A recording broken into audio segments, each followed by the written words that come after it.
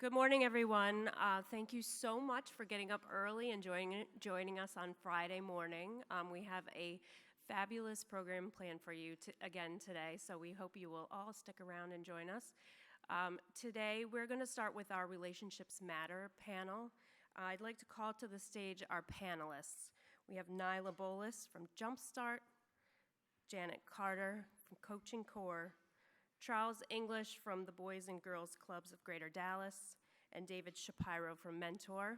And today, our moderator will be Alexis Steines from the Afterschool Alliance.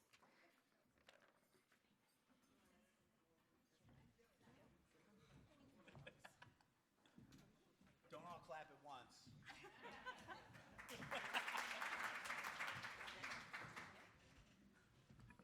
Yes, good morning. Thank you all for being up bright and early. I know Fridays can be a little difficult, but you've made it to the end of a really busy week.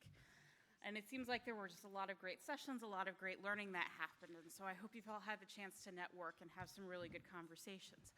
We're going to continue to have some good conversations this morning with a panel that's going to focus on mentoring and the importance of mentoring in children's lives and how we can incorporate mentoring back in our own programs.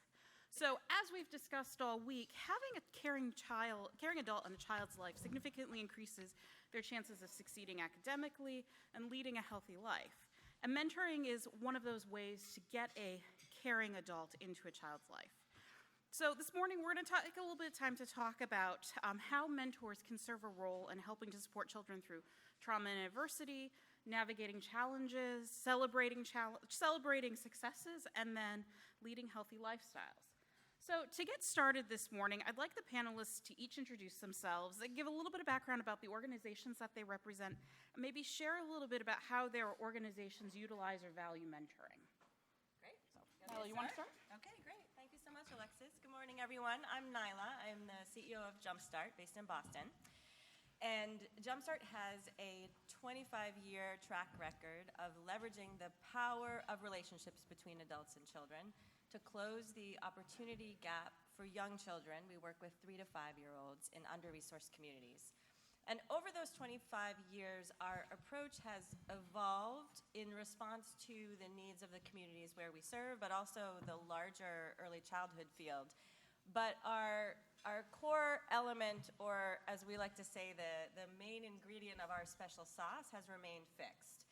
And that is a caring, dedicated, trained adult, and in our case, that means college students, who forms authentic, trusting, nurturing relationships with children that enable those children to thrive. Those adults this year will have over 4,000 of them, are trained in effective strategies, developmentally appropriate practice, and they implement a research-based curriculum to support children's language literacy and social-emotional development. And this year, they will be serving in 715 classrooms. And I thought I would just share a really quick little story that I sort of feel like encapsulates this concept of the power of relationships. And one of our partners in Newark, we serve in a number of classrooms in Newark, and the person who led early childhood for the city of Newark was coming to speak to our organization, so she decided that she would go into all of our classrooms and actually ask the children what they thought of our program. Of course, you never know what 3- and 4-year-olds are going to say, but she came back and she said she heard consistently the same 3 things. Number 1, they always show up. Number 2, they read me books and ask me great questions. And number 3, they make me feel important.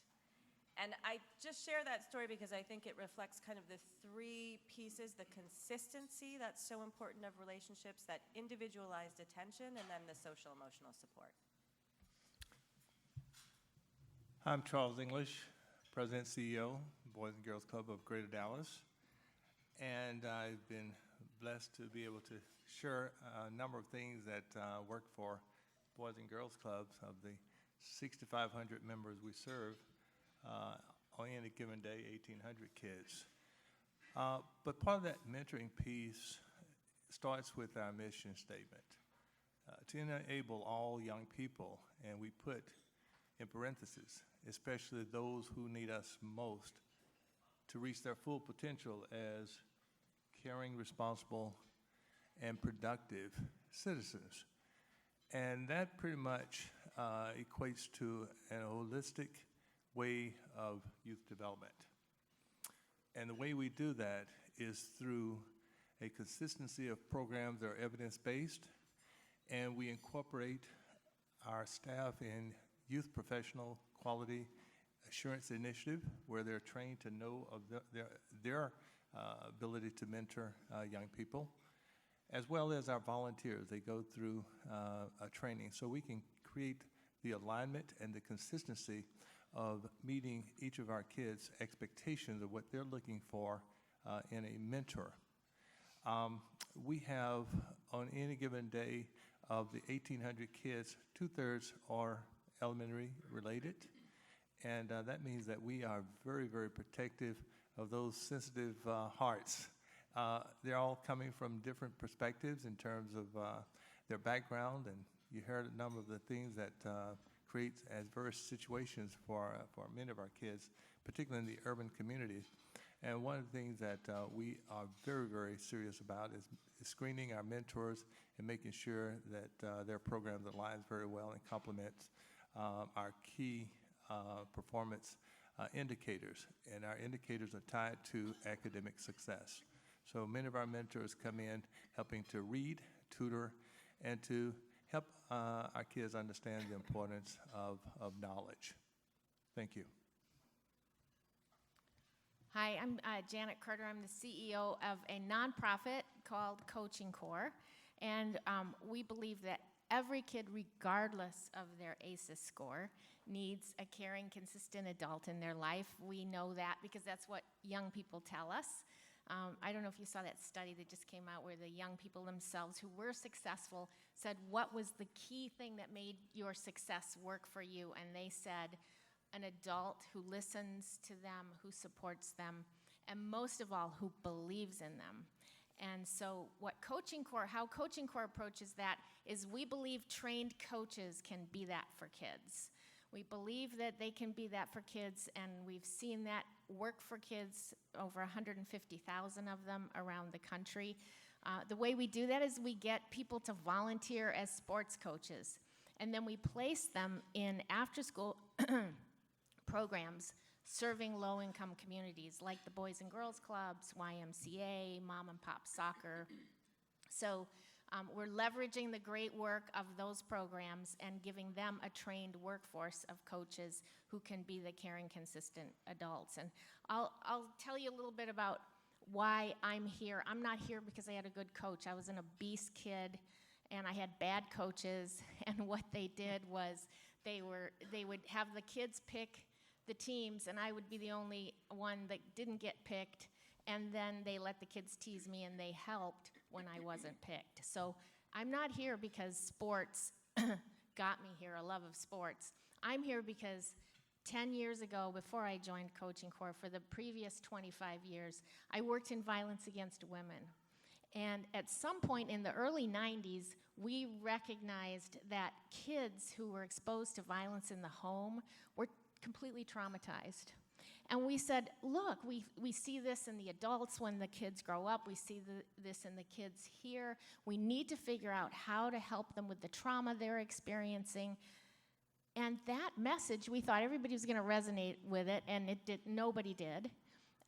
And we couldn't get a pickup from anyone that could help these kids. And then Folletti did his ACEs study. And we were like, great, finally, the data is there and the science is there. We can convince everybody. And like Nadine said the other day, it fell on totally deaf ears. And so we had to, at that point, figure out what's a community-based response for these kids. And I can talk later about sports, and many of you probably already know this from your own experience and your kids' experience, that sports, when you look at the science of what kids exposed to trauma need, sports does all that, assuming the coach is trained to do that. So that's why I joined Coaching Corps, because I saw this as a way to help kids exposed to trauma in a universal intervention, prevention, as opposed to one where you need to diagnose. I feel like we don't have time to diagnose. We have to leave that to Nadine and her colleagues. That's really important for them to do. but as first responders, community-based responders, we need some other way of doing it. And the last thing I'll say is that our mission is to close the sports gap between middle-income and low-income kids. The middle-income kids participate in sports, 65% of them. Probably many of you are parents who spend a lot of time shuttling your kids around and paying the pay-to-play fees. Well, those opportunities are not available for low-income kids, and they participate as a result of 35%. So we place our coaches in programs that are serving low-income kids to close that gap. Awesome. So my name is David Shapiro. It's always great when you're the CEO of an organization called Mentor and they ask you how your organization values mentoring. So we valued it so much we named our organization after it. So Mentor, the National Mentoring Partnership, is about 28 years old. In a lot of ways, it was born very much of the roots that the campaign was born at. Folks who said kind of like, this is the thing and we need to figure out how in communities to point everybody towards it. How do we get systemic and rigorous around the fact that every young person has the relationships they need to strive and thrive, and that's going to take workforce partners, nonprofit partners, political partners across the spectrum. And so Mentor works through our local affiliates. Our local affiliate here in Philly and in the Independence region, represented by Abby Ellis, is here to try to lead that movement and field building effort to make it so we're not leaving relationships to chance. That's what our work is. Our work ends up spanning into everything from running the National Mentoring Resource Center, which is free technical assistance available to any nonprofit, school, or faith-based organization that wants to get engaged in mentoring or improve their mentoring program. The elements of effective practice, which are sort of the standards for mentoring, whether you're working on gang intervention or third grade reading, same spine of evidence-based practice. The Mentoring Connector, which is the only sort of national zip codable search. So if you ever saw the commercial between Steph Curry and President Obama, which I made the mistake after we made that commercial of telling my wife it was the greatest thing that ever happened to me in my life. Don't do that when you come home from something from work. But that referral system basically gets people to the Mentoring Connector, and then they can find a quality mentoring program in their community.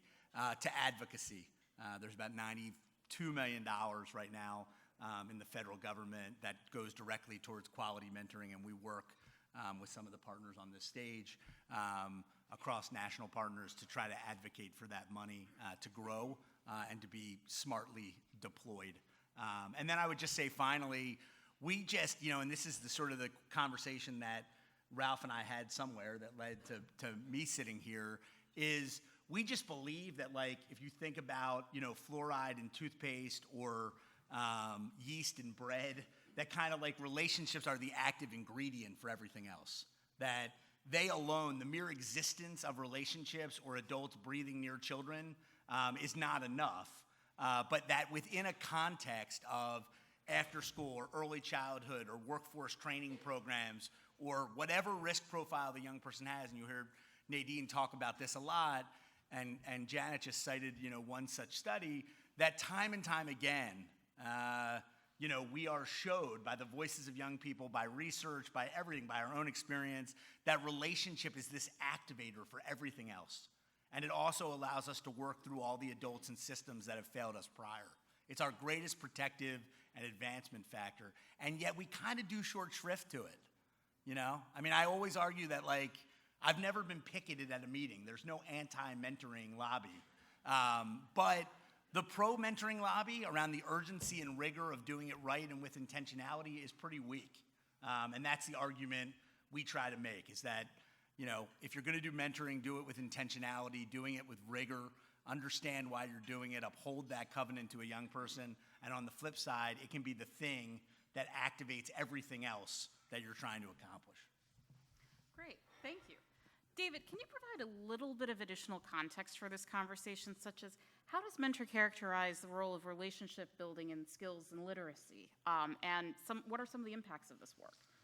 Yeah, sure. Thanks, Alexis. I think one of there are examples all over the country, right? Folks are using mentoring and using relationship as a bridge to a lot of different outcomes. And certainly literacy, academic achievement, attendance, Development is a huge bridge, and probably one of the large organizations that intertwines these two at a scale is Experience Corps, if folks know Experience Corps out of AARP, but sort of mixing an incredible literacy curriculum with the presence of the same caring older adult who's stipended in urban public schools around the country.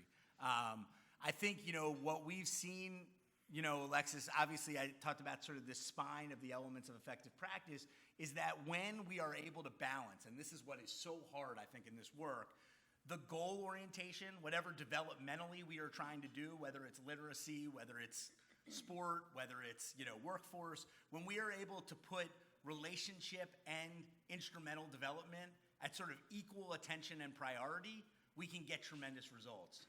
Normally, like all humans, just go on Twitter, everything's a mutually exclusive argument. So we spend all the time on the skill building or all the time on relationships. We don't get the balance right between here's how we establish trust between these two people so that they can fail in front of each other if it's literacy.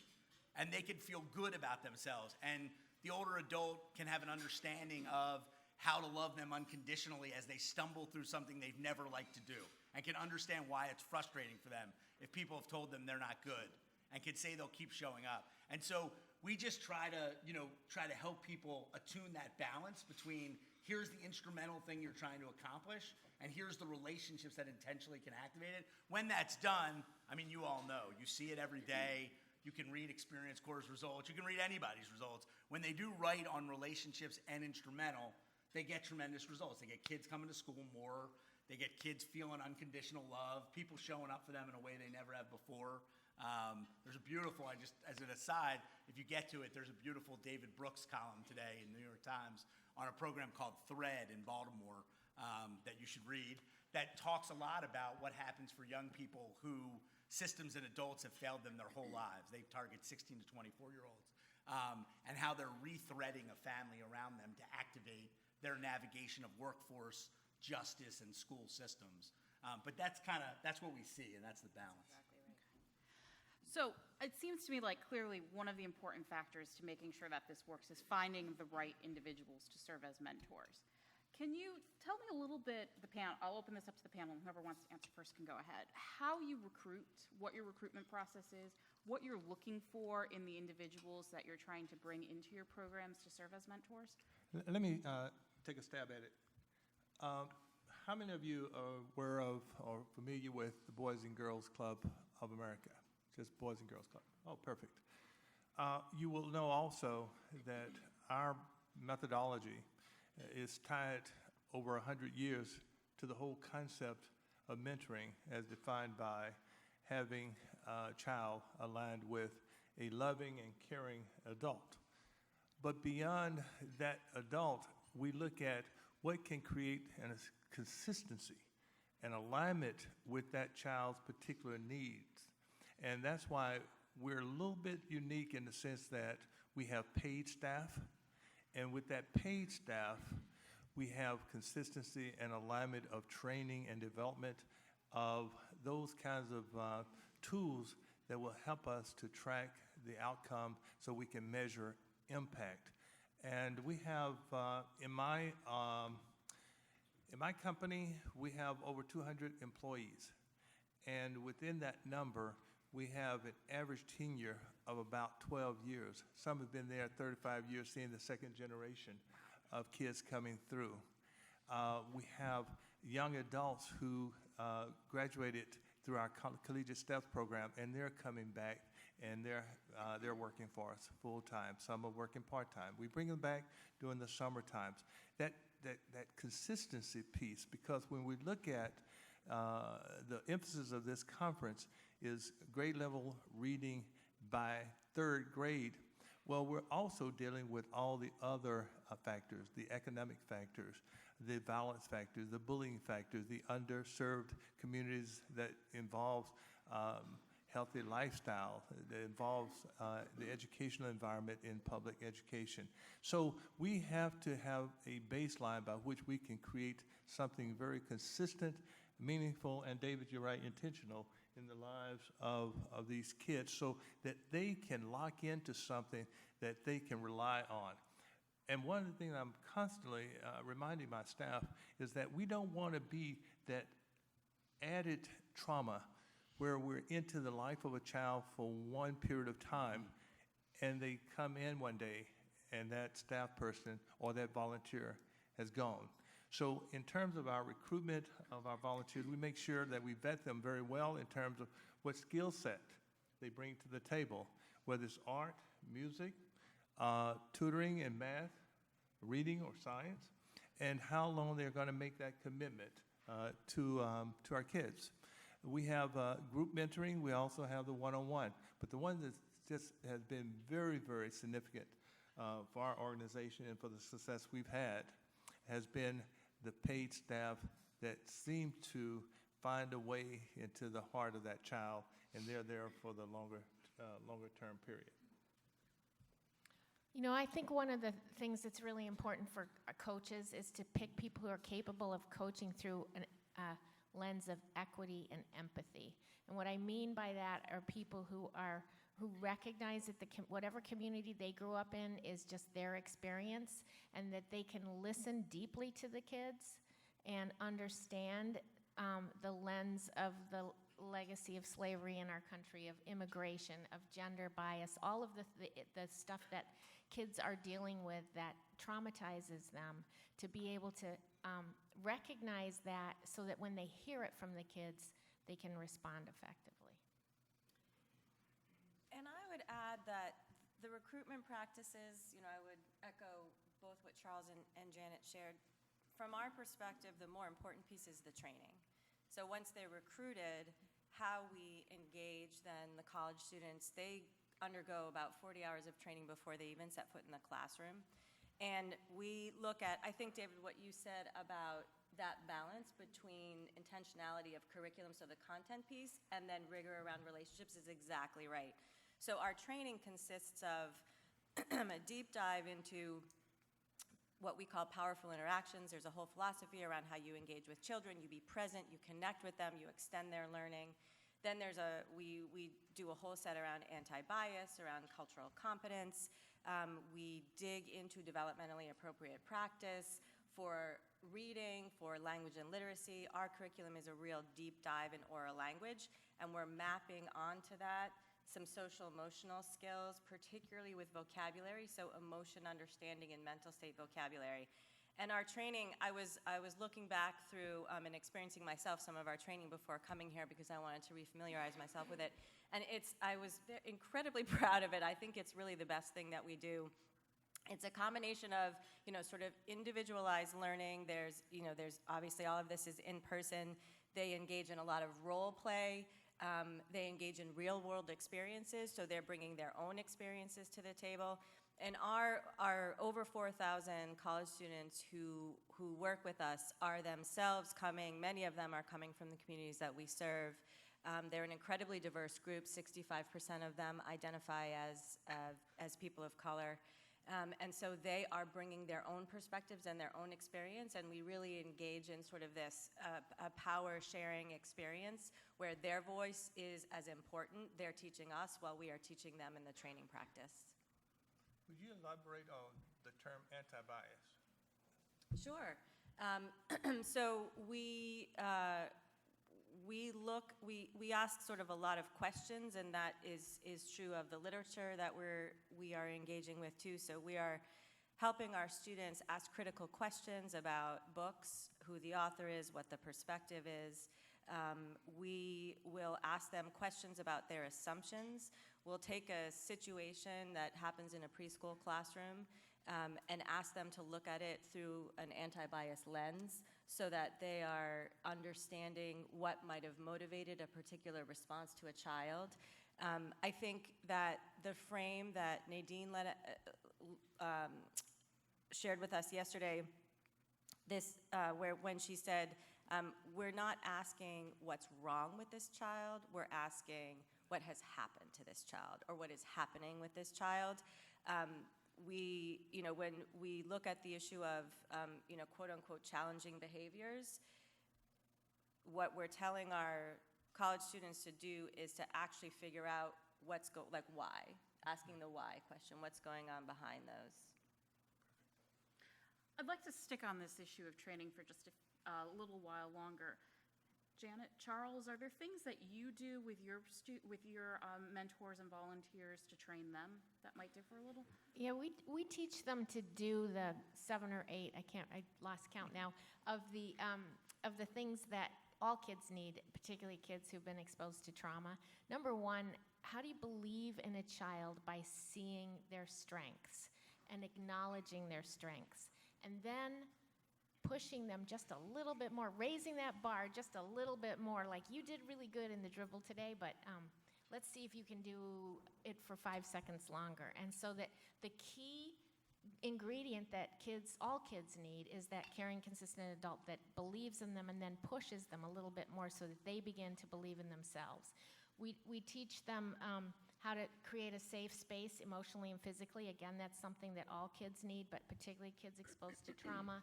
We teach them about self-regulation. You can't learn anything, like somebody said on this panel yesterday, until you can self-regulate. And what is one of the best ways to self-regulate? Physical activity and repetitive physical exercise.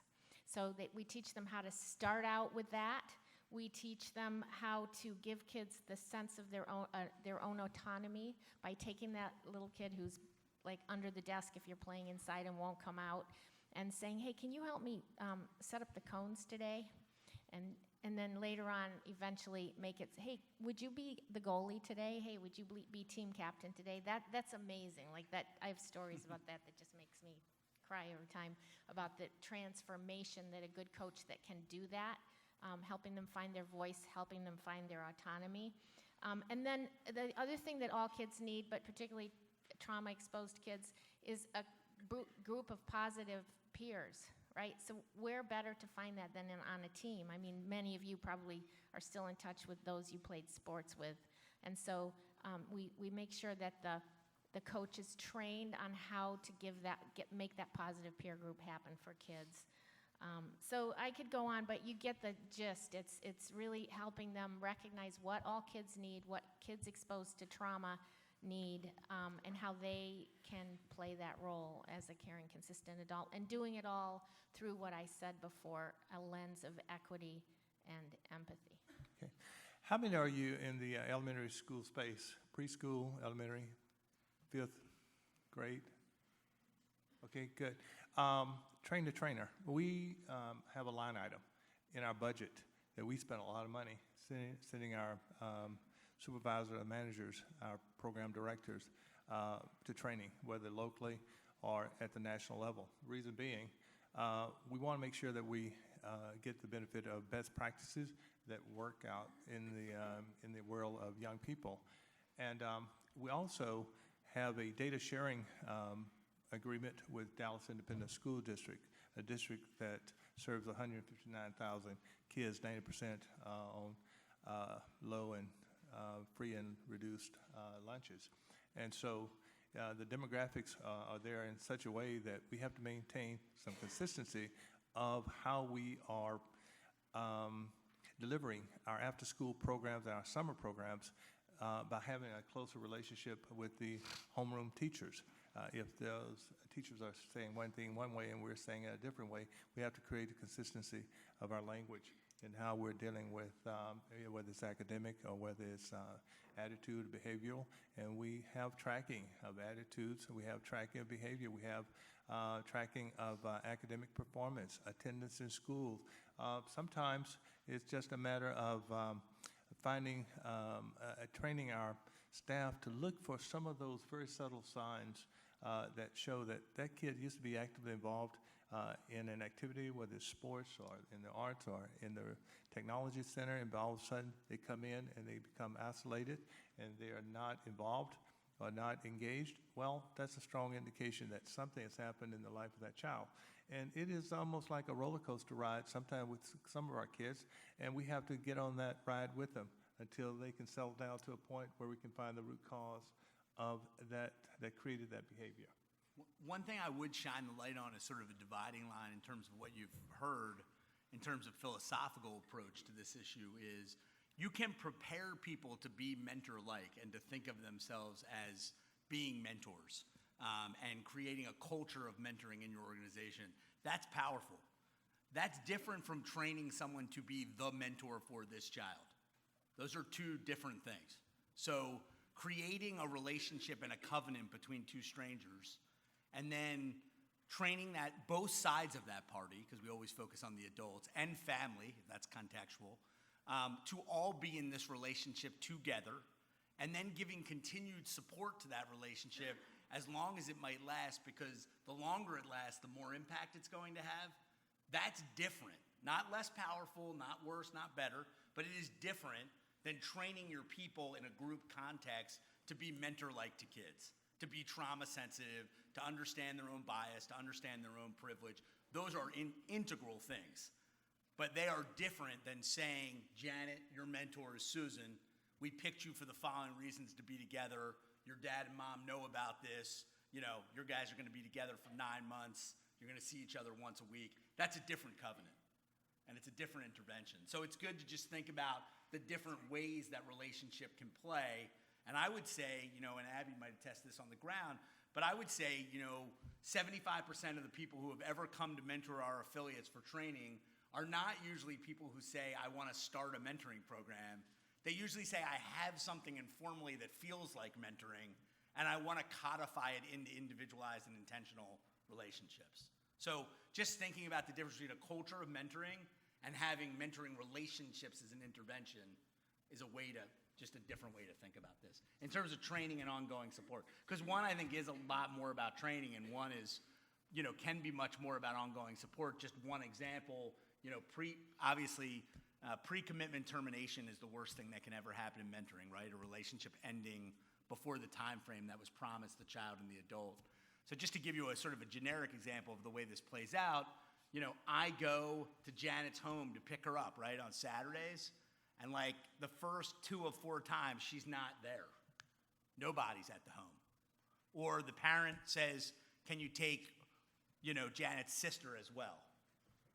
And I'm like, I'm out, man. It doesn't seem like they value or respect my time. That's the cultural bias that I have brought to this situation. And unless someone is telling me on the other end, let me tell you about what's going on in this family. Let me tell you about why Janet wasn't available twice. And let me tell you about why you got the sister one of the times. Now I might stick in that relationship even more.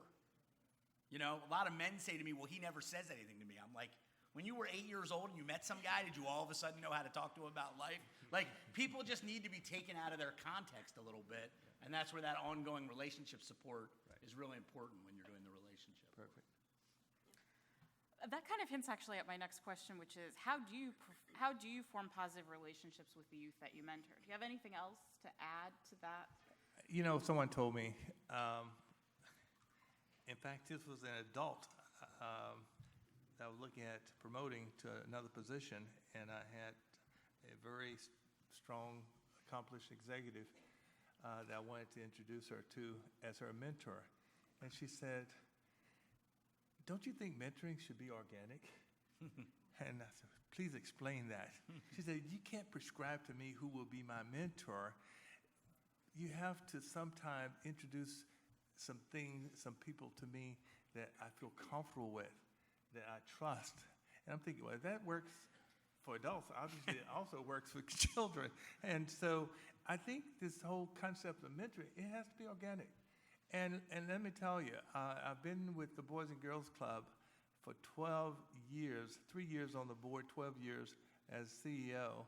But I'm a former investment banker and made a lot of money doing that because my family was very demanding of certain things they wanted to do, especially private school. And when I finished that career, I decided that I would do something that was a little bit more impactful to life. And so I met a number of kids along the way, whether I was out in the gym, shooting around a basketball with them, or in the technology center, asking them to help me understand how they play that technology game, or whatever, or going into the library and working with the small kids in terms of reading. And I find them coming to me over time in a level of comfort. Now, there's some bad folks out there who said they would be a mentor and they've done some inappropriate things. So one of the biggest challenges I hope we can talk about is how do you screen those individuals and keep them in a place where it's a comfort zone for both the mentor and the mentee. But over time, these kids will find you. You will not find them. And that's where the relationship actually begins. Now, on the safety side, safety is first. Safety is everything.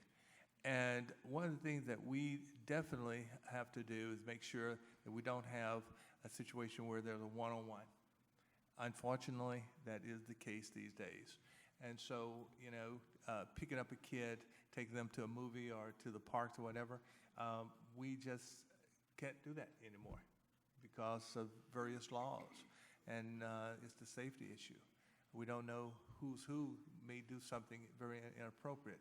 So a lot of our mentoring takes place inside the school-based setting or inside the clubs where there's a lot of attention to that particular mentor and that particular kid or those kids.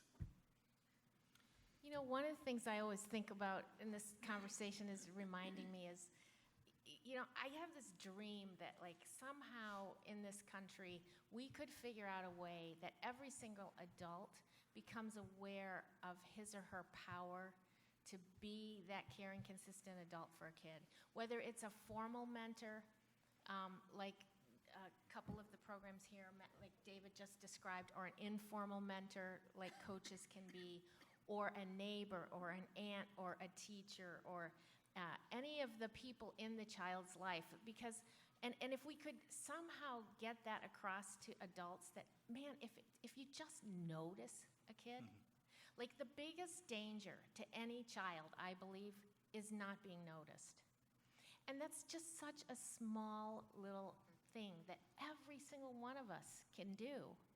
And as long as we have received the information of the power of that, and as long as we do that and we know how to do that in a positive way, think about the impact we could have. I mean, somebody said yesterday, I think it was Michael McAfee, we continue to create programs. Wouldn't it be cool if somehow we could get all adults in this country to recognize that they can do one or two things a day to notice a child in a positive way? I'd like to just share a story in answer to your question, Alexis, because I observed a classroom towards the end of the school year, actually here in Philadelphia with one of our programs. And I learned going into the classroom that there was one child who the team, our 6 to 8 college students who were consistently in that classroom for the whole year, had really been working with, and he had demonstrated a lot of really big feelings, especially when he didn't get his, the thing that he particularly wanted. And so in part of our session, our Jumpstart session, is our center time. And the most popular center, of course, is always dramatic play. And this little boy could not get into dramatic play because it was full. So he immediately dissolved into tears. And I watched the core member, first of all, get down on the ground and get on his level and eye to eye, calmly talk with him about what the other options were. He proceeded then to go to puzzles and manipulatives, and what we have there are some feelings mirrors where you can sort of act out different feelings. So he proceeded to act out how sometimes he's shy, and then when he acts really silly, it can help him when he feels scared. And that member, that Jumpstart member, stayed with him for 45 minutes in that session. At the end of the session, children are asked to share what they did during session. So he was picked on to share, and he said, "Miss Allison," who was his member, "I want you to share with me." So he got up in front of the class and he talked about how he acted out being shy and being scared. And then he said, "Now, Miss Allison, I want you to share." And she said, "Well, how do you think I'm feeling right now?" And he said, "Miss Allison, I think you are feeling so proud." And she, right? Amazing. And she stood there with her hands on her hips, and I looked around the room, and there was a little bit of tears in other core members' eyes, and she said, "You are so right. I am feeling so proud right now because of all that we did during center time and what we just shared." So I tell that story because I feel like it really demonstrates how you have these positive relationships, the characteristics of them, Relationships that are consistent. So that was a member who showed up, multiple times for that child, consistently for that child, so they had a trusting relationship. So consistency in relationships enables you to form trust. There's a power sharing piece that needs to happen between adults and children so that children have agency and they feel that they have control over certain things when often their whole world feels out of control. And then we have a philosophy in our program around child-initiated play, which is the way that children can bring joy into the relationship and the adult can be part of that child-initiated play. Yeah, that story is so illustrative. And I would just respond to a few of the things that have been said, just so you have a sense of the broader context. To Janet's point, our Pittsburgh affiliate would be very happy about your dream because they're working on something that they put out podcast weekly called Everyday Mentors.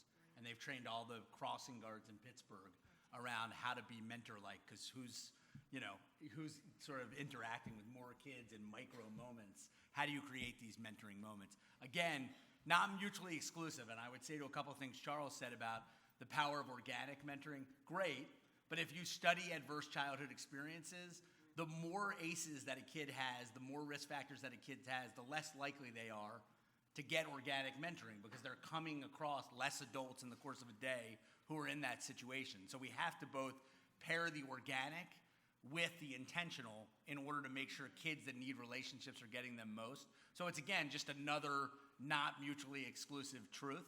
I also think as people who deal with kids, and this is sort of a story I was telling Naila last night, that an 11-year-old boy once said to me 10 years ago that stuck with me ever since. He said, the first time I got together with Bill, it was weird.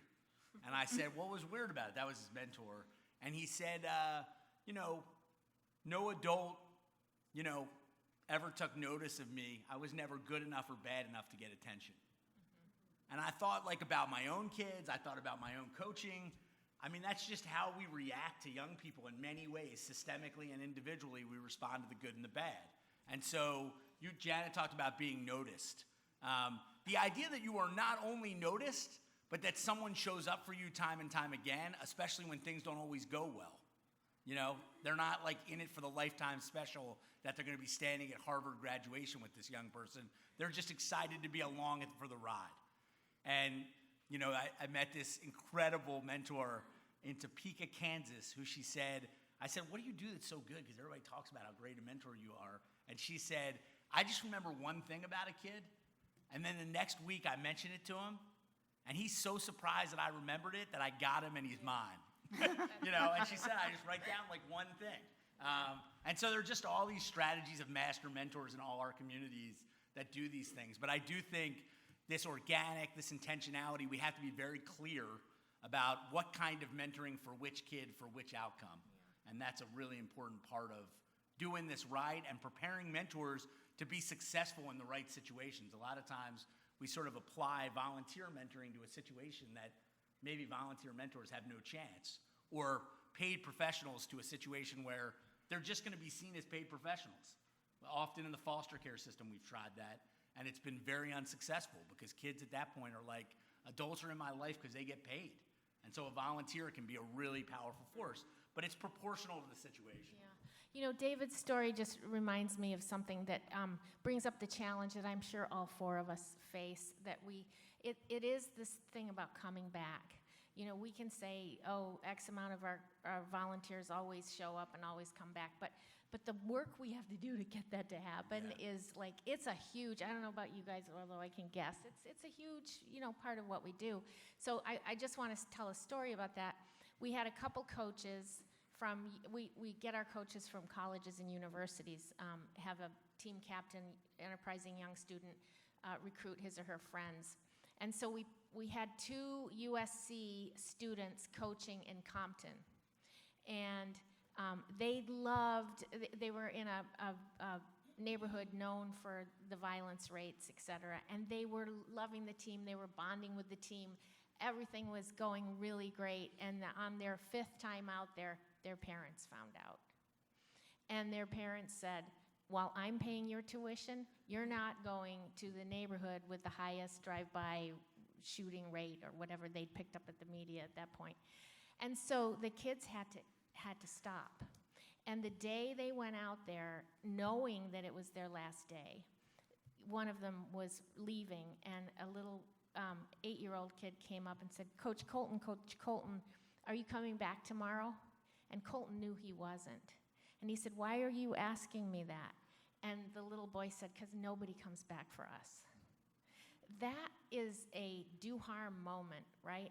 And so I think David just summed it up, and that is what we have to guard against. We have to put 3 or 4 layers around that in order, because we're dealing with a context, particularly in some of the most concentrated poverty neighborhoods that we work with, where, you know, that might happen. And I love David's example of the house, where you have to understand what's happening with the kid or you might not show up. So that's why the training is so important. That's why the lens of empathy and equity is so important. Thank you. That's a pretty powerful story right there. So I want to switch gears slightly. One of the other things that we've been hinting around throughout this conversation has been a discussion of trauma and adverse childhood experiences. What are some of the most common issues that you're seeing today in terms of adverse childhood experiences, either locally in the programs that you're operating or, David, on the national level? I'll start. Because it's been really interesting over the past, I would say, year or two. We've really seen an increase in requests for support across our network around some experiences that we hadn't seen as much of before. The kinds of ACEs that Nadine talked about yesterday, when children are coming from poverty, losing a parent, grief, violence, a parent who's incarcerated, those types of things we've seen traditionally, but in the last couple of years, we've also seen an increase as a result of natural disasters. So particularly after the hurricane in Puerto Rico, there was actually quite a bit of need for support. Immigration. A number of our members, our college student volunteers, are themselves dreamers and concerns with their families. We had ICE agents showing up at Head Start centers in Oakland. And so there's been an enormous amount of fear and concern around that. And then grief. Interestingly, a lot of family members, even teachers and other people close to the children's lives, there's been loss around that.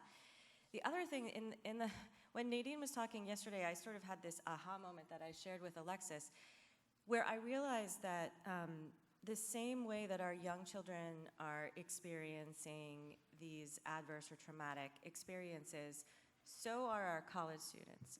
And many of them have come from communities where they themselves experienced adverse childhood experiences as children.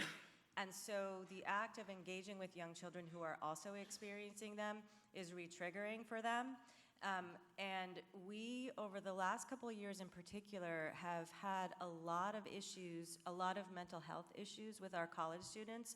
So we have done a lot more thinking about how we can support our college students as they're supporting children with trauma, issues around self-care, and providing other support through network, through peer counseling, through different ways of intervening with the college students as well. So it's an issue that is, I think, both expanding because of the national environment that we're in right now, and sort of exponentially significant for us as we're thinking about how to support children and young people. Glad you asked that question. I have a whole list here. I met with my leadership team and I asked that question, and my God, the list is long, and I will not belabor some of the comments that have already been said, some of the things you've already heard in the conference.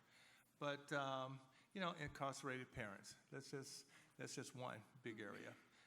The foster system. David touched on it a little bit. Kids get to a point where they're 18 years of age, they're aging out.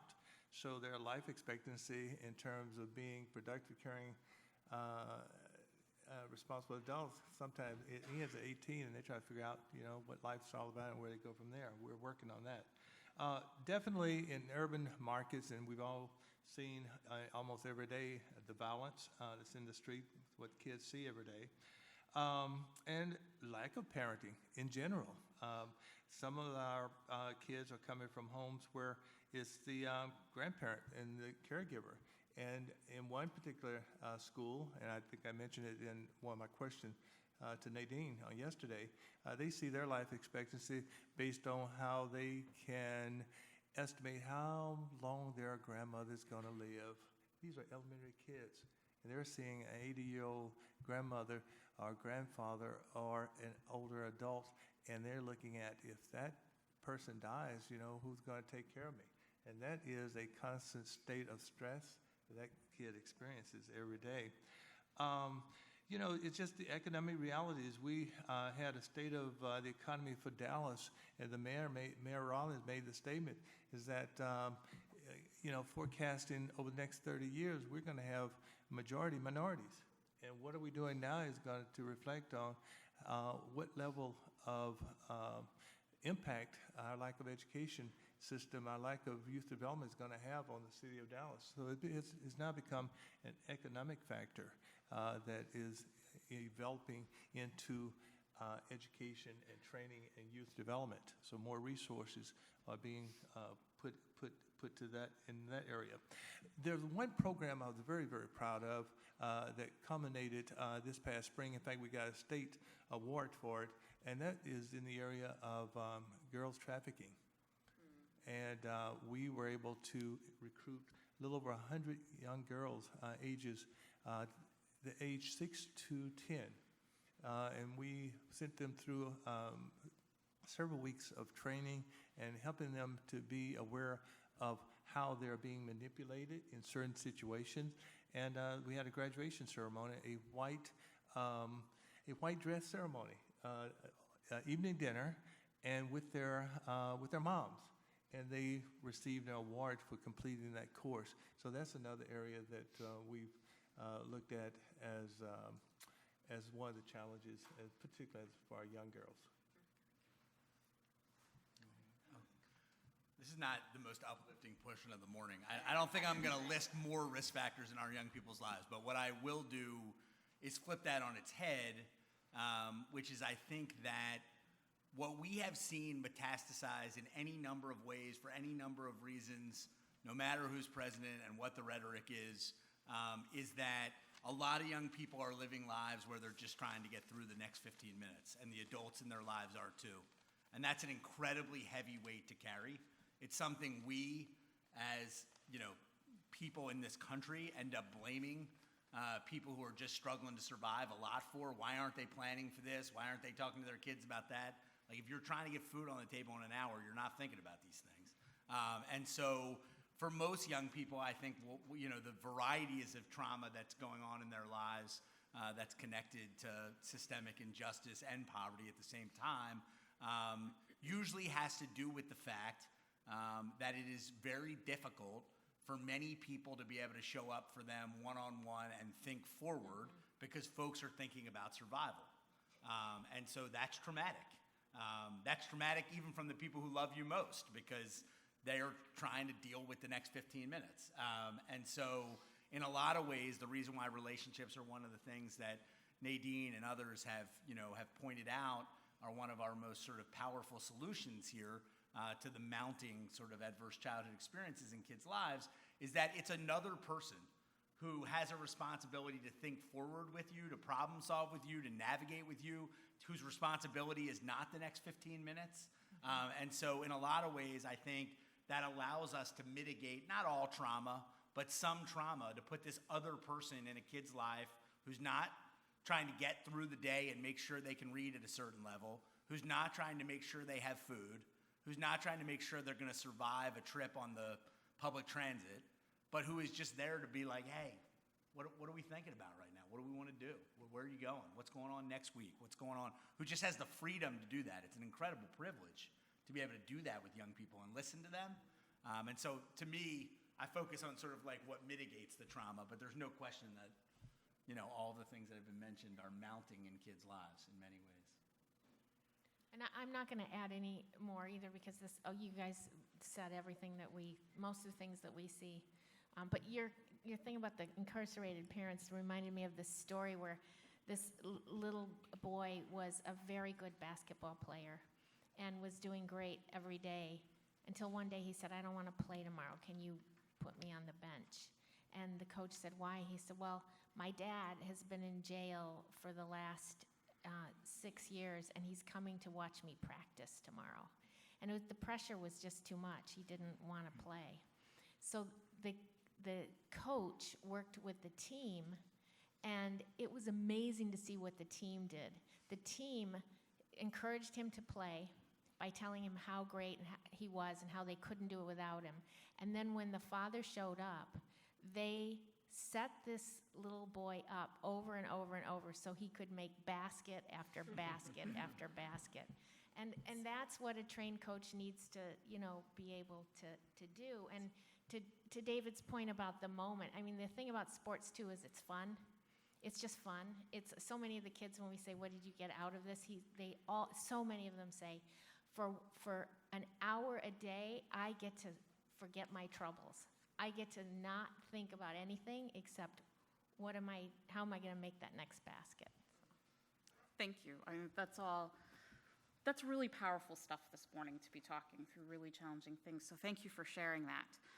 Unfortunately, we are getting very close to the end of time right now. We have about 6 minutes left or so. Could each of you maybe share one or two strategies or ideas or resources that you utilize in your program to support mentors? Let me begin.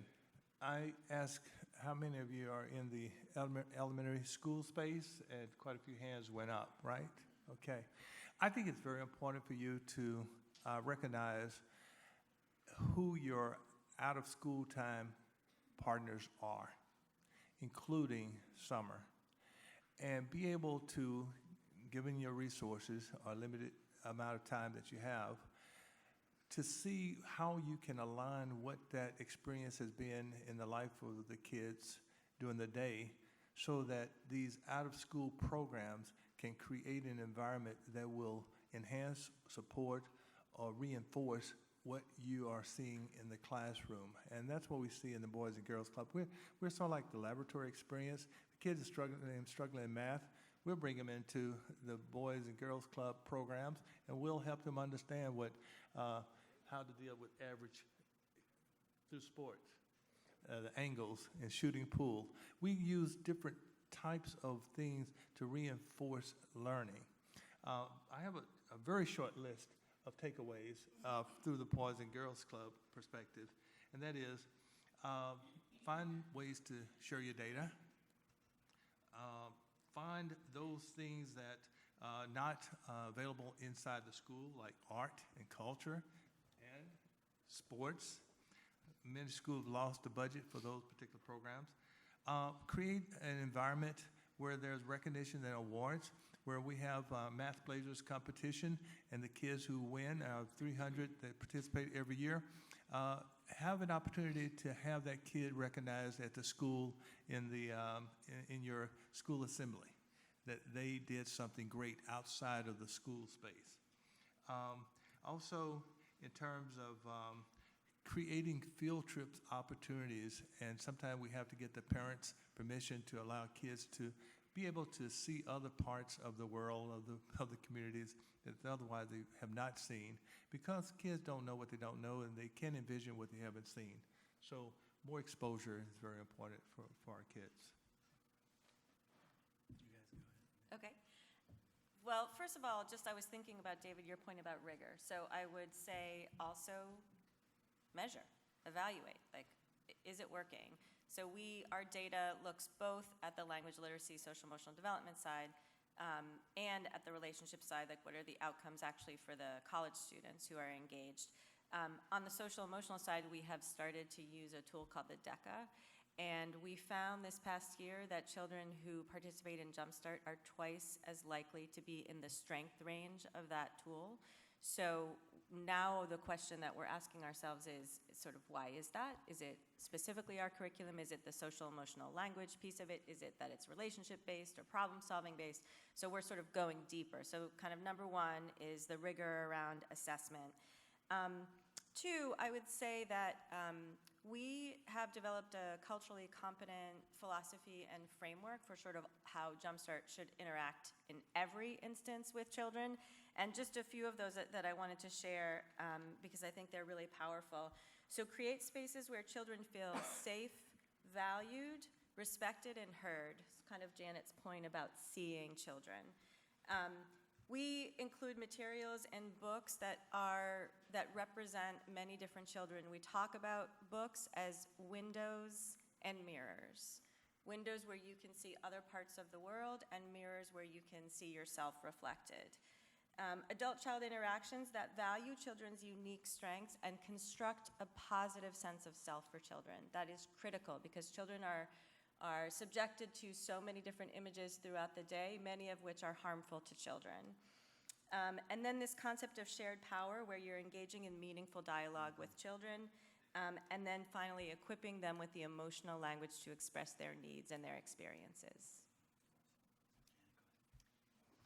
I actually want to take this opportunity, because I know we've only got about 2 more minutes, just to thank the Campaign for Grade Level Reading for having this panel, for having us, for all the work you do for kids. I feel like we're all in this together, and this last 3 days has been totally inspiring to me to learn more about your work and what you're doing, and I'm going to go back and do my work much better thanks to what I've learned from you, so thank you.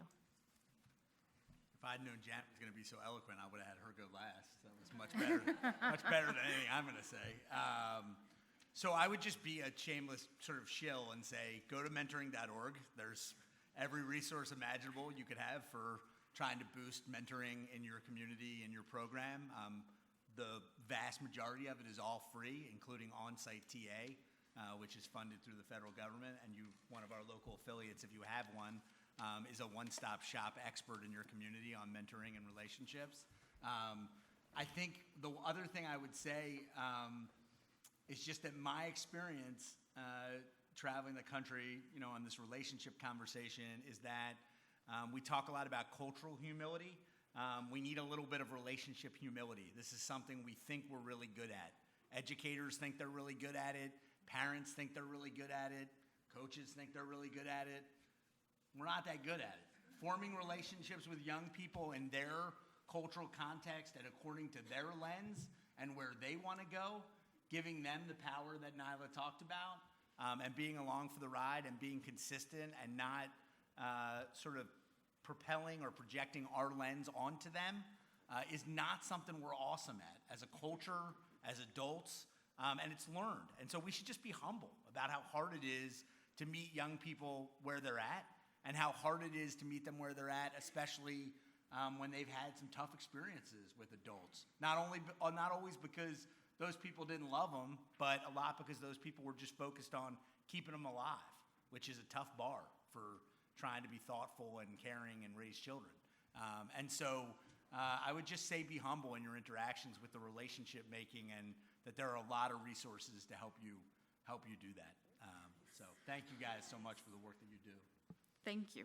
Before I close, Charles just passed me a note. You have 30 seconds to get in your one last point. Do you want me to yield the balance of my time? To the Thank you, gentleman from David. Dallas? Yes. I am on a campaign, and I've been pretty much successful at the national level, Boys and Girls Club of America, and it is under the topic called No Labeling of Our Kids.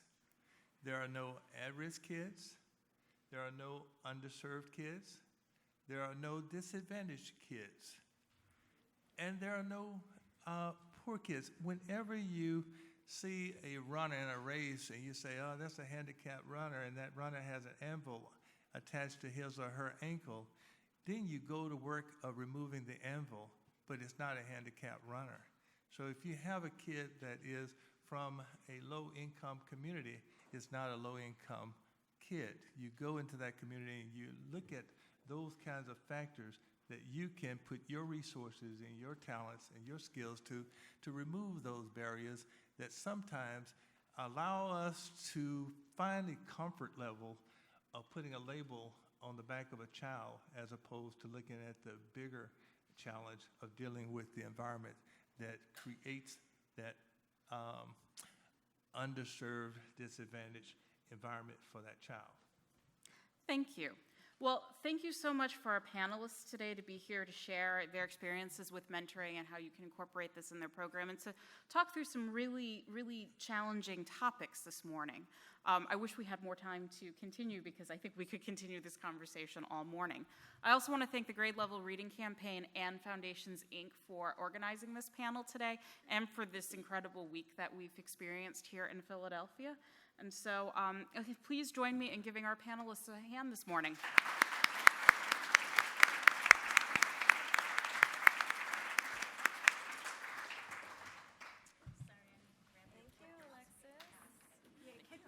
Could we just give them one more round of applause? This was such a fantastic conversation. David and Janet, Charles, Naila, Alexis, thank you so much. I hope it inspires you as you take these conversations into our roundtable discussions, and that you will join us back here at 11 for our grand finale with Erica Petrelli, who is an absolutely inspirational keynote speaker.